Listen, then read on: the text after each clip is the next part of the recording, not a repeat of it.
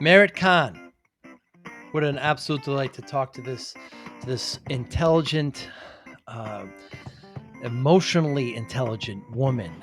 She is a coach. She is a comedian. When I say coach, I mean sales coach in the business environment. She talks a lot about emotional intelligence and how important it is, how to read a room, when to sell. She talks about being selective in selling as well. I have a great conversation with her about the different business areas that she focuses on. She also entered the world of comedy and she marries the two in a very, very fascinating way. Talks about how she discovered discipline after comedy when she found the reward of it, and what it takes to get there is discipline. Great conversation with Mara Khan. I know you're going to enjoy it. Thanks for listening. Hi, I'm Joey Pinz. People ask me, how did I lose 130 pounds? The quick answer is always discipline. I started my business, wasn't paying attention to my health, was eating too much, drinking too much sweets. My daughter was born. Next thing I know, I'm pre-diabetic, I have hypertension. I knew something had to change. Discipline. I, like many of you, have faced many challenges in your career, in your family, in your life, in your faith. How did you attack them? How did you approach them? How did you solve them, hopefully? It all had to have some degree of discipline. I'm also asked, how did you found and start a tech business that lasted over 25 years? Discipline. I was committed to it, enjoyed technology, didn't enjoy some aspects of it, but knew it was necessary. Discipline. Our podcast mission: how do we use discipline to better ourselves and society? Join me, please, as I talk to interesting people and discuss how they use discipline in their family, in their passion, in their careers, and how it helped them. Our podcast vision: growth through learning from others. Joey Pinz Discipline Conversations. It'll be light and serious. Join us, please. Thank you for consideration. So that's okay.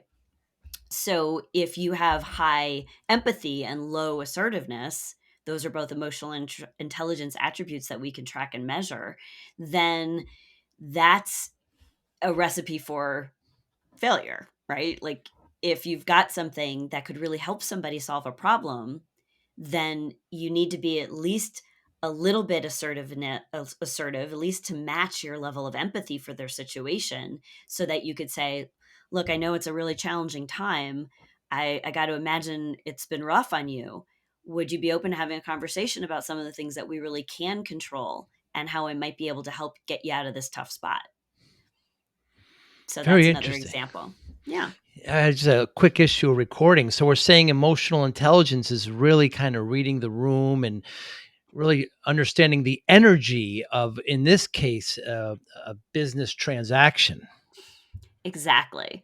Yeah. An emotionally intelligent leader, an emotionally intelligent sales professional is really in tune not only to the other person and what their pains and challenges and frustrations might be, but also very much so to their own emotions, what Mm. triggers them, and how that can play a role in being an effective leader or being effective sharing your appropriate offers to solve other people's problems. When is it a bad time to sell? Uh, it's a bad time to sell when it's an inappropriate offer. So I'll give you an Mm. example. Again, we'll go back to the pandemic because universal experience. Yes. It would have been a bad time to sell. Uh, come have your celebrate your big milestone at our restaurant, right? Like Mm. the restaurants were closed, or things were just kind of opening back up, or you weren't really staffed up to be able to handle something like that. So why would you try to push that? Why would you sell an offer that's inappropriate given the current marketplace conditions? So that's just a simple relatable example, but short of something like that, I think as long as you have an appropriate offer that solves a problem that is a real challenge for your ideal prospect, you should be making that solution available to them. So, the name of my business is actually SELLect Sales Development, and we spell it SELLect, because really we want people to stop selling and start getting selected. Hmm. Sales isn't about pushing your offers on everybody who can fog a mirror. That's inappropriate. It's exhausting, it's ineffective, and you shouldn't do that, right? Like that's when you should just stop. You shouldn't sell. But if you present an opportunity to somebody and they're free to select it and it's appropriate, then really isn't that a selection process and not really a sales process? Hmm. Hmm. Switching the perspective there. I always encourage youth and to get some type of sales job, because the rest of your life you're going to be selling in an interview, in a request, and just anything you do. It's such an important characteristic trait to have because it bleeds into so many other things. Do you Absolutely. agree? I totally agree. I have an 18-year-old son, and I told him, while you're in high school, these are the kinds of jobs I want you to be able to have some experience in. Hmm. You need to have experience like working the worst job in a restaurant, which is, I think, a busboy, like Mm, mm, cleaning up after people and not having interaction. Like that was the first job. I think you should work retail because retail sales is yeah. a whole nother animal.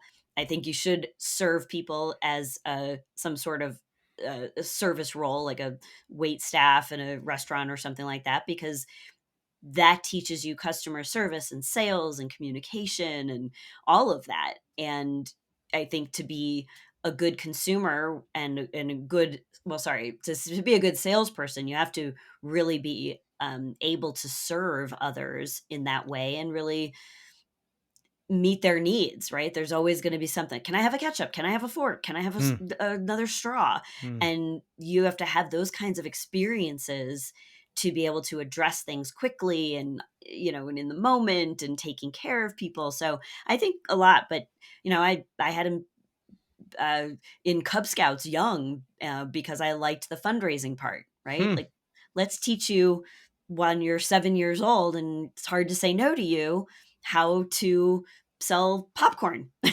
door to door, and that people will say no to even the most adorable 7-year old. mm. Yeah, you got to learn those things. And it also brings some humility and humbleness. As a child, my mother was Jehovah's Witness, so Mm, I've never been baptized. I'm not, but I would go to door with her, and that is a humbling experience to knock on people's door cold and to introduce and to present. I'm convinced that that helped me today. I have a tech company, and helped me sell to this very day. um, so expand upon sales and being selected, because sales sometimes has a used carsman sales kind of dirty kind of stigma to it. How do we clear away from that? And is that what you're trying to do?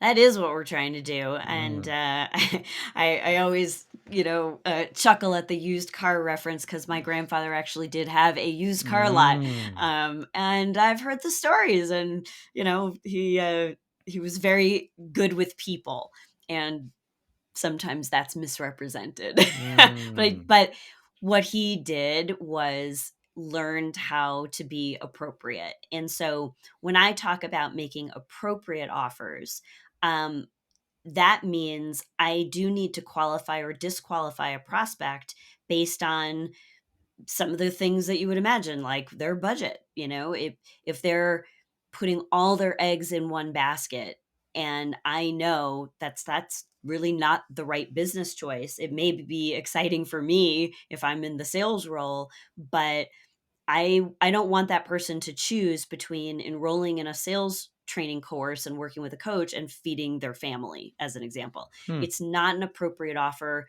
to work with me. I'm expensive, I'm exclusive, I don't work with everybody. And if that's, if you're making that choice between feeding my family or learning this, having a sales coach riding shotgun with you, we're not in the right place. It's inappropriate. Um, so I think there's other ways that you can present more appropriate offers or point people in the right direction. But I want somebody to be able to freely choose and select based on a lot of criteria that we're a match for each other. So I also feel like when you think of selling and it's a one-way experience, I'm selling to you, Hmm. then it's very much focused on the salesperson. Like, I want to make this sale. I want to kill it. I'm going to crush my quota. It's all very, you know, combative. And that's, when you think about combat, it's somebody wins and somebody loses.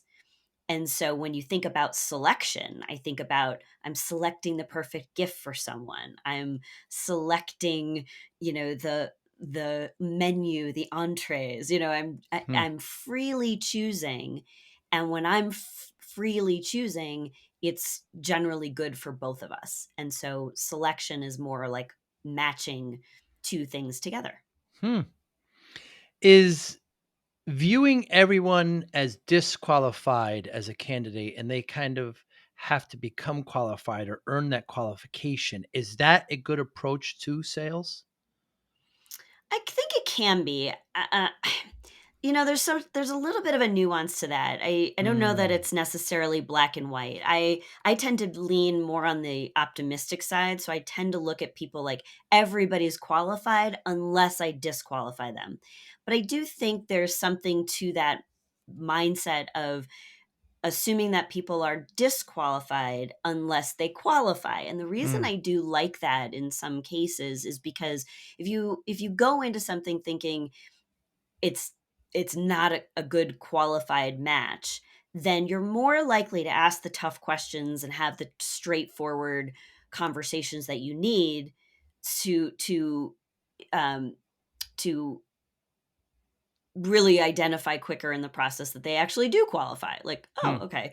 I just want to be careful and responsible in my coaching, because sometimes I had a client many, many years ago, gosh, when I first started my business, and I had learned this technique that was just back in 1998, actually. God, it feels so a long time ago. Hmm. Um, but I remember them telling me this story because I had just taught them this technique. The term for it was called negative reverse selling.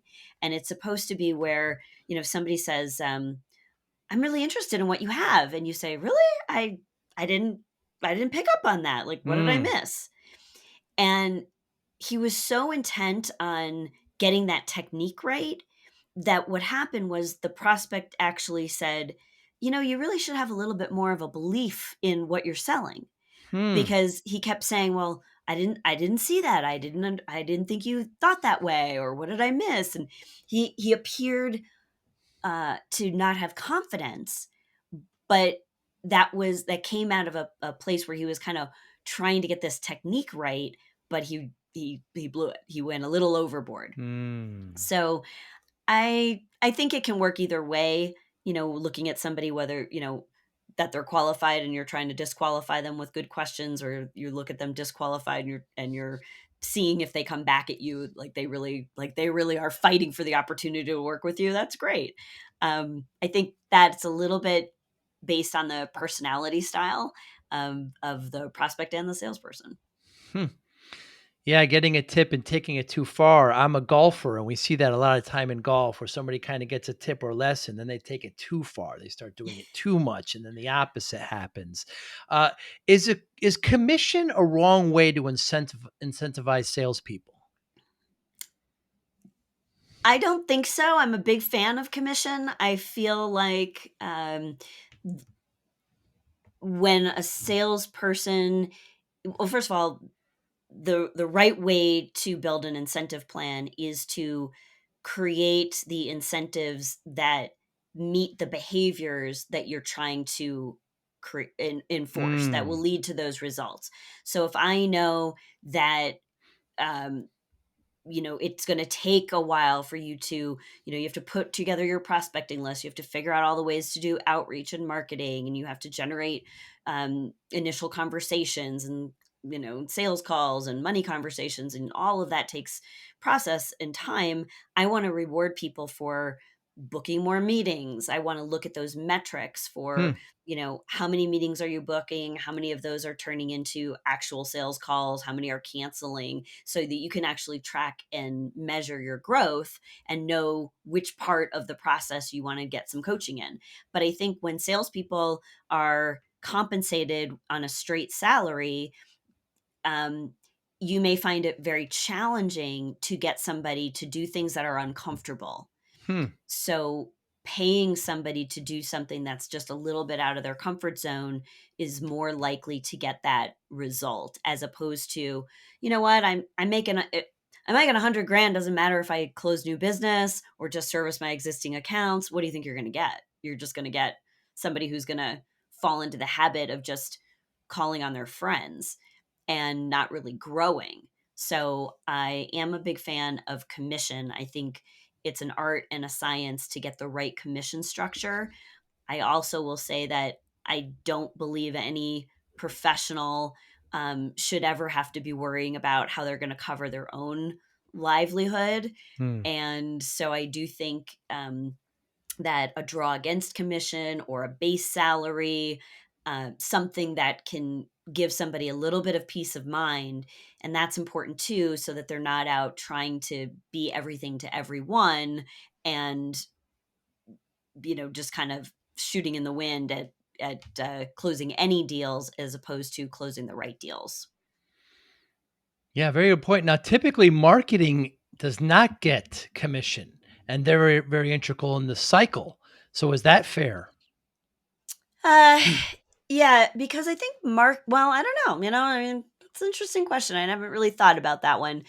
Um, I suppose there could be a case to be made for pay for performance in terms of marketing, um, because you can track and measure a lot of that. Uh, Certain things are going to be easier to track, like social media marketing and Mm. advertising, traditional advertising schedules and things like that. You can track and measure cost per thousand and etc. Lots of different things. I used to be in the advertising business, but things like, well, we've signed you up to go to a trade show. Okay, well, how do you measure the impact or the exposure of something like that? Or I do a lot of speaking, which, ends up being a marketing tool for my business. It's a revenue Mm. stream and it's a marketing tool. It's actually fantastic when Yeah, you can you're hit great both at of it. those. Mm. Thank you. Um, and it's hard to measure that in terms of the impact that it has in on sales. But marketing is everything that happens before a conversation. And then once you're in a conversation, that's sales. Right. And what I see some salespeople do is go backwards in the process, and they'll be on the phone with a prospect and say, "Have you seen our website?" Hmm. Which, if the website is designed properly, it really should be, Hmm. the purpose of that should be for you to talk to somebody, unless you're in a, in an automatic transaction that, I need 3 more widgets, and so I'm going to reorder these widgets on this site. But if you're in a consultative, creative, or custom engineered solution type of a sales process, then you want your site to drive to a conversation, or to just generate enough social proof that I know you're an expert at what you do, and therefore I want to talk to you about being part of your community and being a client. So I don't know. That was a long answer to your I short love it. question. um, but I think, marketing should lead to more sales conversations. And then a good sales professional should know how to turn those conversations into qualified, ideal business situations. All too often, I see, more often than not, I see them pitted against each other. I hear sales saying marketing isn't getting us good enough leads or good enough, qualified conversations. Uh, and then I hear marketing saying, well, we're doing all the work, sales isn't closing. They should be closer to each other, they should be synergistic, but all too often I see them opposing. Do you witness this? I absolutely witnessed this. In fact, I have a client that I am working with right now, and their marketing team, one of their objectives is to send out a number of sample kits. So they have a goal of, let's just say it's 100 kits in a month. And so their marketing is designed to send out these kits. Okay. Now, the sales team, their objective is to generate new business. And one of the ways that they generate new business is they, do all of their outbound sales activities. And sometimes it's appropriate for a customer to say, well, I'd like to see one of your sample kits. And so you could make the argument like, well, is that a marketing? Like, the goal is to Mm, send out 100 kits. So if sales does it, if marketing does it, what mm, ended up what we unraveled is that marketing's just concerned about sending out these kits, and then that's the end of their metric. hmm. But what we should have done, and what we changed it to, is marketing. If somebody's, if somebody receives a kit, or somebody, opts in to receive their kit, that lead should go to a salesperson to say, I'd be happy to send you a kit. Can we have a conversation first? So I know I'm sending you the right kit. Can I hand deliver the kit and we can talk? Would you be open to picking up the kit and I'll give you a tour of the plant, right? Like, there's a lot of different ways you can take that interest that was generated from marketing and turn that into a sales opportunity.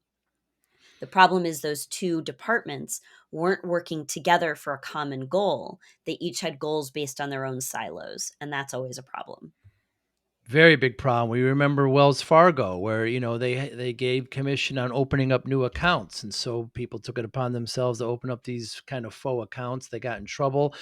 There you go. Uh, I own a tech company, as I mentioned, and we had a big system that wanted a bunch of computers, and well, I'll tell you who, Dell. So we called up Dell, we got academic pricing, we did deal registration. Within 3 days, Merritt, they were bidding against us.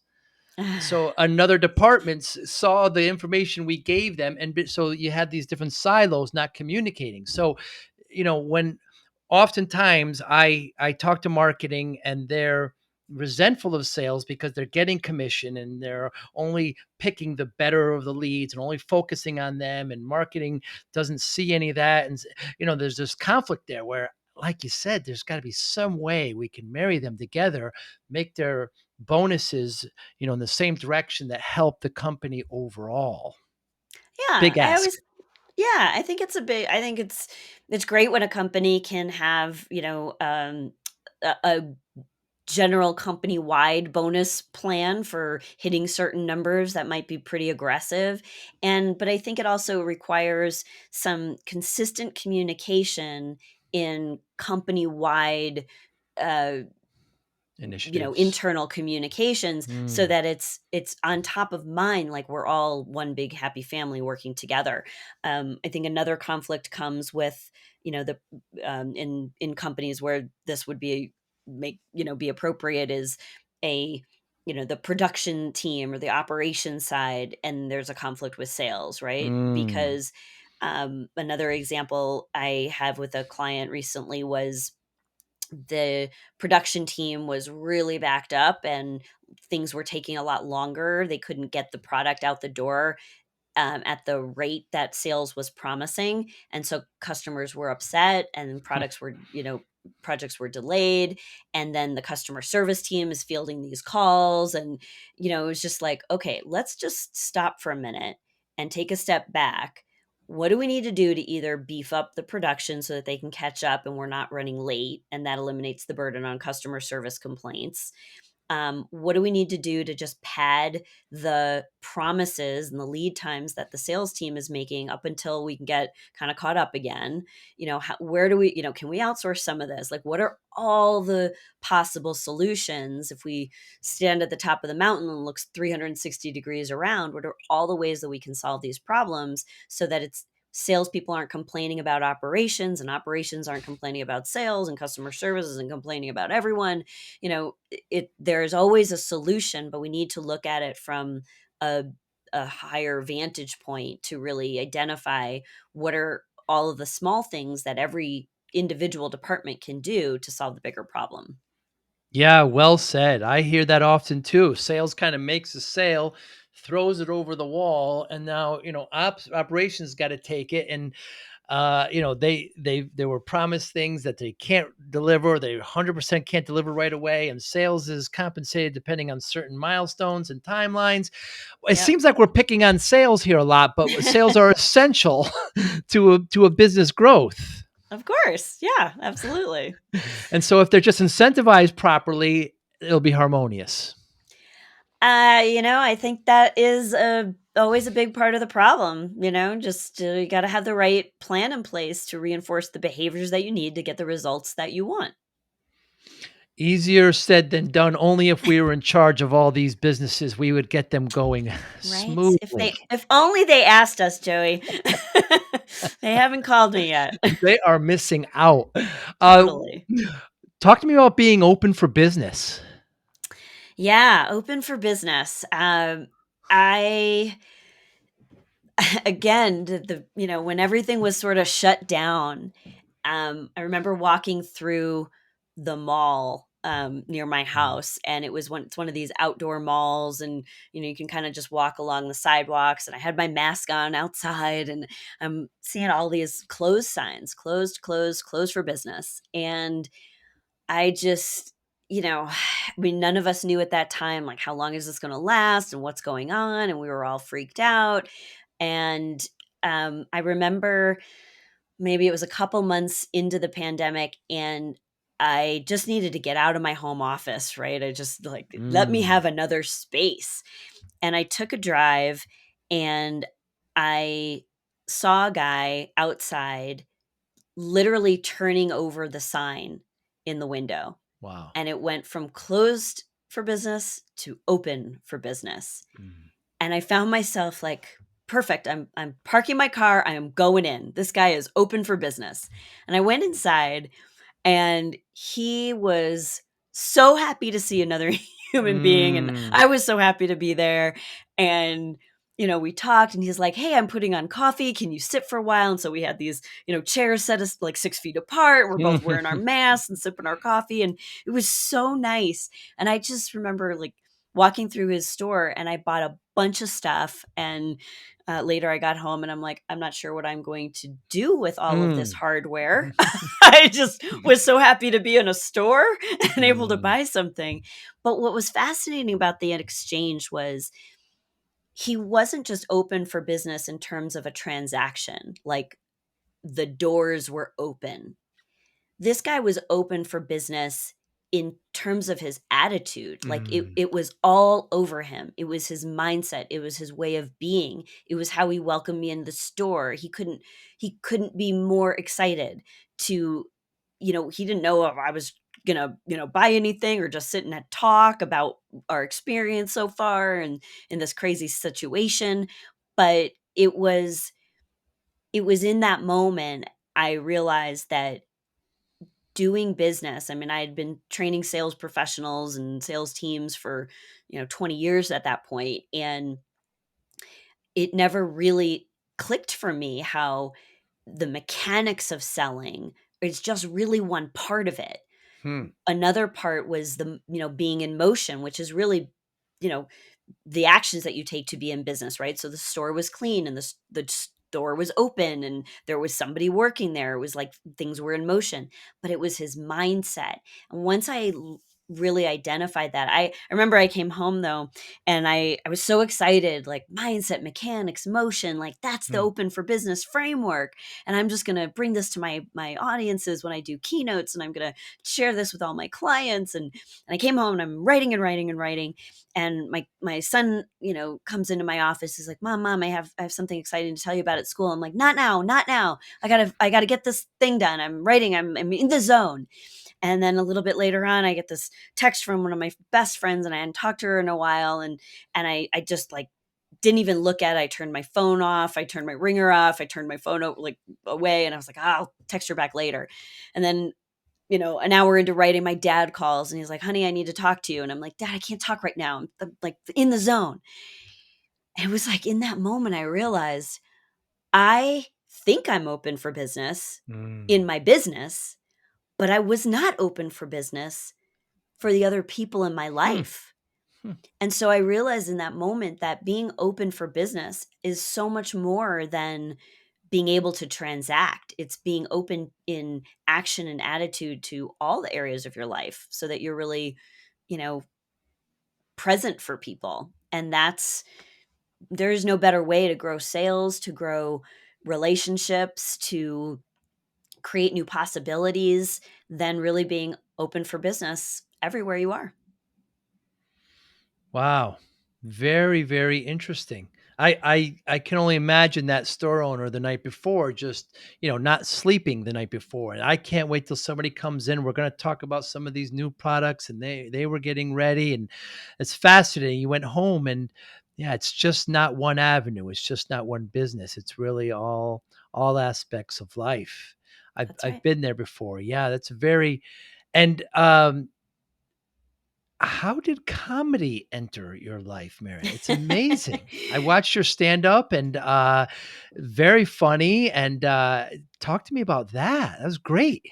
Thank you. It's something I really enjoy, and I do believe that studying stand up, performing stand up comedy has not only helped my business, but it's helped me with my entire worldview. Mm. And I basically just stumbled into it. My neighbor, one of my good friends, took a class in stand-up comedy with this comedian, Christina Hall, um, and then she did an original comedy set, and I watched her perform, and I thought, wow, I love my neighbor, but I didn't know her as like the funny girl.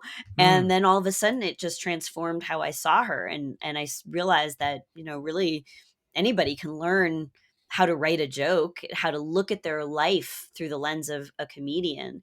And so I took the class, and once I did my very first stand up set, there's honestly, Joey, nothing better in life than standing at a Yeah. microphone, sharing part of something that's personal to you and turning it into something humorous Hmm. and lightening somebody else's mood, because you can laugh at yourself, That's right. and then just inviting them to laugh along with you. There's just nothing better than that in the world. And then since then, that was 2014.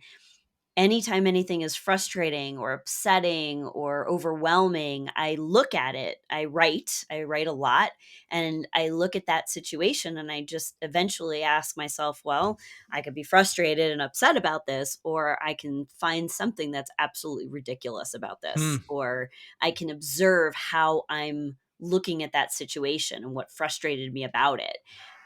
Like a bad breakup I just had recently that I'm very upset about, Mm. but I can now with a little bit of time and a little bit of what's the comedy lens, it's funny. And we see that in great comedians, how they get, take something from themselves and shine a different light on it, and turn it into humor. Yeah, it's really rewarding making others laugh. I have good fortune of doing that just in small companies occasionally, and it's very rewarding. So, do you consider yourself a disciplined person? It's interesting. I've been thinking about that since I knew I was going to be coming on your show and talking about that theme. I would not have called myself a disciplined person. Hmm. I mean, I enjoy my workouts and I enjoy eating healthy, but if I'm walking by that chocolate cake, I'm not going to deny myself. Me either. Me either.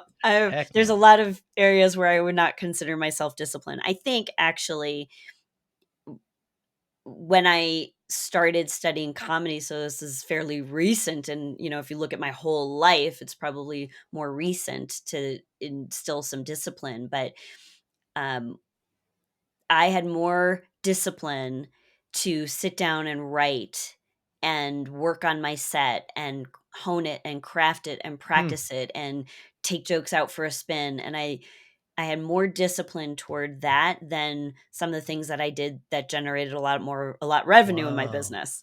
So I found that interesting, and what I recognized and learned about myself being able to observe that was that there was something that I valued higher than money, and trust me, I've always been driven by money. Mhm. Um, not necessarily happy about that, but that's the truth. And but making people laugh and performing a good, tight, well-written comedy set was worth the discipline. And I Hmm. think for me that was a big aha moment. What I since learned to do from there was I had to learn how to make my business more like my comedy show. Hmm. And, you know, I mean, sales training is a serious topic, right? Like there's a lot Certainly. of like stuff and techniques and mindsets and plans and strategies and tactics and all of that. But, at the end of the day, if you're not having fun when you're learning, you're not going to go. You're not going to keep learning. So I like to keep my programs light. When I'm invited to keynote at a conference, there absolutely has to be humor, or I'm not going to get good marks and I'm not going to get referrals. And so being funny Hmm. has been probably the best business strategy of all time. It's amazing how things bleed into each other and they complement. So, uh, as a child, I get a lot of pushback with the discipline theme because some people talk about compassion is more important and love is more important, and I don't really place discipline on any particular range or scale. I just have used it to overcome some adversity in my life. So people want a one word answer as to why how do I lose 140 pounds. I just say it's just discipline. So I get kind of pushback, and I never really considered myself very disciplined as a child. Even now I've I'm less than perfect, Merit. I've You got a too? lot of It's an yeah, epidemic. yeah. We're in the same tribe. So, when did you realize that you had the discipline to kind of bring it around comedy? When did I realize I had the discipline? Yeah. I think after the fact. I Hmm. don't I think for me anytime something feels forced, like something that I have to do, there's a Hmm. resistance there. So for me it had to be such a labor of love, such enjoyment. Either for me, it's not so much the process, it was the result. So I would imagine, I can't even imagine having to or going through the process of losing 140 pounds. That's more than I've ever weighed in my lifetime. And that's like, I would just be disappeared. But that's a huge accomplishment. Um, I would I would have to live in the result. Like, I almost have to Hmm. imagine every day I'm already there and I'm experiencing that result, because for me, it was having that first taste of being able to create that, like, laugh out loud, uncontrollable, laughter from an audience, that I Hmm. just was, like, hooked like a drug. Like, I had to have more of that, and therefore, it never felt like discipline to have to write and do all the things that it takes to do a good comedy set after that. It was like, "Of course I'm gonna write." It didn't feel like discipline at that point. Yeah, that's fascinating. I think that's similar. When the doctor said to me, "You're not going to see your child grow up," So I said, "Okay, that's it. I'm changing things," and I never said, "Okay, I'm going to be disciplined." And here's what I just changed it. And then later on, I thought, well, I guess that took some discipline, like yourself, and to be able to bring it to other areas just came naturally. You kind of got there reverse, right? You Well, saw the you had destination. this experience of, "Look what I did." Like, Right. like, if I can do that, I can do this other thing. So for me, the comedy all kind of culminated. Hmm. I did my original idea was for my 50th birthday, which was in 2019. Come on. Yeah, thanks. I I wanted to do 50 minutes of original comedy for my Wow. 50th birthday. And the plan was Wow. I was just going to like rent out a bar and fill it with my friends and do a little stand up. No problem. Easy peasy. Except that when I started writing, I realized I was writing the project was to rewrite my life through a lens of comedy, Hmm. to take all the ups and downs of my life and tell it like a story that was hilarious. And and because I do the keynote speaking, and I kind of can't leave it with just laughter. There have to be a couple of lessons along the way to leave people better than I found them. And that was so it became a one woman inspiring comedy show, and it became sets and a costume changes and a Wow. storyline, and it ended up being a 70-minute 60 or 70-minute production. So I filled a theater. I rented a theater, filled it with 200 sold tickets. I sold the tickets, and 200 people got to witness the what I call the book of merit, which was basically each of my took my life each decade at a time, and I talked about the people that were important, the lessons I learned, the heartbreaks, the challenges, the frustrations, the funny things, and everything about it was the journey. It was the journey back to who I've always been. It kind of showed you my life as I started out as this little girl always performing and loving to make people smile and laugh, and then Hmm. how that got expressed throughout my life. And then um what I realized very much towards the end of that whole process was that it wasn't really just my journey. It's all of our journey. It's everybody's journey back to who you've always been. There's always that moment of, you get reconnected to the things that you loved as a child, and the things that you do naturally that don't feel like discipline. Um, and that's where the real goodness is.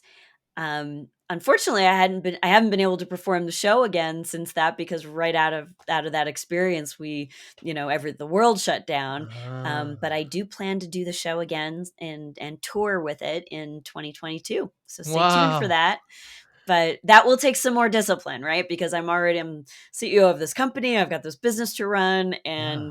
and then I really want to, tour with my show across the US and give people a chance to experience their own journey back to who they are through my story.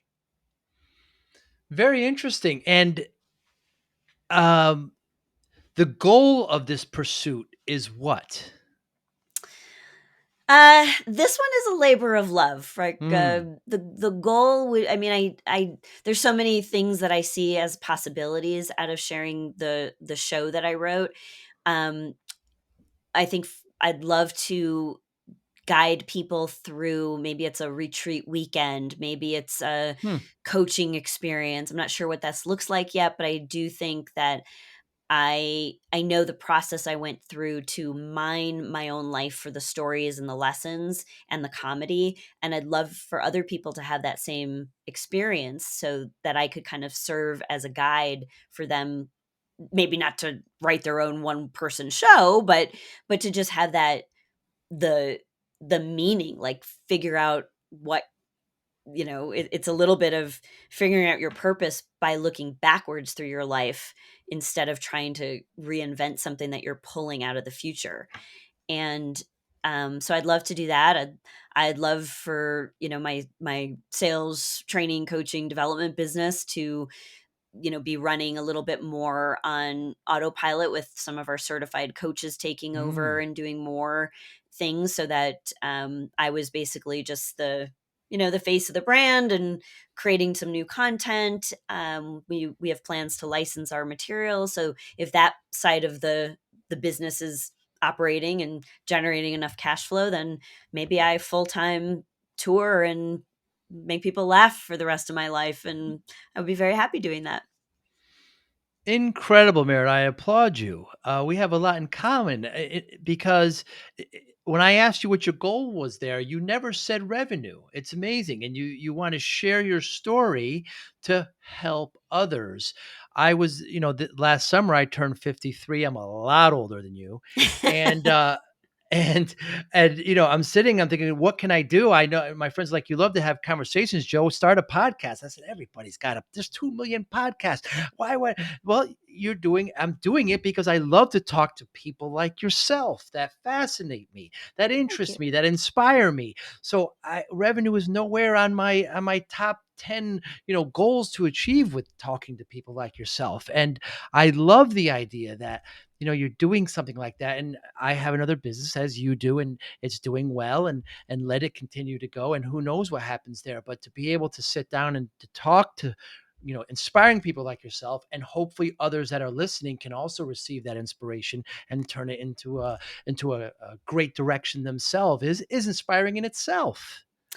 Well, thanks. I agree. I'm inspired. I'm always inspired by people. I do want to, just be responsible. I mean, I think, we're lucky, right? We're lucky Yes. we've done things in our life to get to a point where our mind isn't totally 100% 24/7 focused on how am I going to make my next dollar. And I recognize that that's not the situation that everybody's in. Certainly. And even people that, have made a good living and they've found a way to win the game of life or business, and then they have some higher goals, right? There's always a bigger boat, Joey. There's always a bigger boat. There is.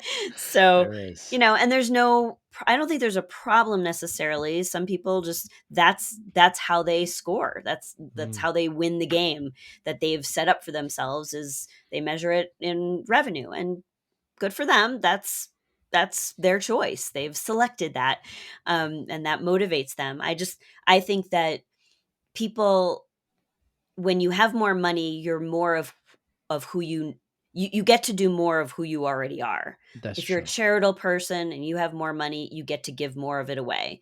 If you're a jerk and you have more money, you are more of a jerk Mm. to to more people in more exotic places, right? I like to make people laugh. If I have money, I get to not worry about making money from that. I get to give that as my give back and make my money somewhere else. So I just feel like, you don't have to. I don't think you necessarily have to do what you love for money. If that's why they call it work. Work Mm. your job, do what you need to do. They call it work for a reason. It's not supposed to be fun all the time. You don't have to love every single thing that you do in your job. I don't. I definitely don't. I've learned to outsource some of those things. I've learned to automate some of those things I don't love, and I've learned to just suck it up and do the other things that Yeah. I just don't love, and that buys me the gift of being able to do what I love. Yeah, very well said. All too often, I have to do things that I don't want to do. In sales, we see that quite often, right? There's a disappointing customer, whatever the reason may be, their fault, your fault, whoever's fault, and you just kind of, have to eat that bad sandwich, and and take it, and that's where discipline comes in. Yeah, there you go. It all comes And as back. long as you look at that as, I can be disciplined over here for a defined period of time because then I get to do this other thing. And as long as there's a reward, you can make it through. Absolutely, and I love your point about, you know, uh, you know, my girls are healthy, my daughters are healthy, my family's healthy, and the can't lose fact of that. And perhaps the pandemic kind of put that into focus a bit for many, about what's really important in life, and try to do what you love. Try to do what you love, and it will work out. Kahn, you're an absolute delight. Thank you so much for your Thank you. time today. How can we get in touch with you? I want people to go to your YouTube, watch your stand up, watch you on the stage. You're magnetic. At no point do I ever feel that you're disingenuous. You have a strong message. You're assertive. You're not. You're aggressive. You're not over the top. You're just at the right point where I have a lot of information, and here it is. Aw. You have a great stage presence. I want people to go there. How can we get in touch with you? I appreciate that. Well, if you're looking for somebody to keynote an event, or you need to inspire your team or something like that, or you want to come see my show, then that would be meritcahn.com. So it's MERITKAHN.com. If you throw a /podcast in there, that'll take you to a page where you can opt in for a little PDF that I wrote about the Open for Business framework. So you can grab that. And then if you're really somebody who's open to doing more business and any of those sales things that we started talking about in the beginning of the conversation really spoke to you, and you'd like to know a little bit more about some of the things that we offer in the business side, then it's SELLectsales.com. And that is SELLect sales.com. And you can find me there too. Fantastic. You're also on LinkedIn, on Twitter, on Facebook. I'll Yes. put all of that in the show notes. Maricon, emotional intelligence and comedy. What an incredible, incredible mixture.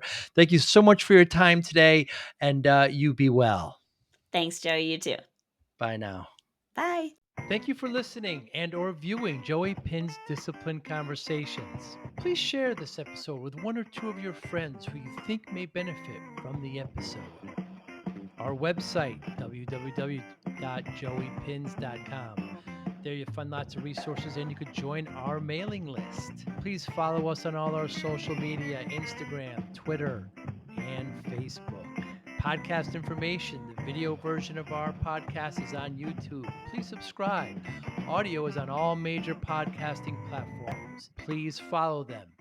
And if you like it, please consider giving 5-star rating. Would really appreciate that.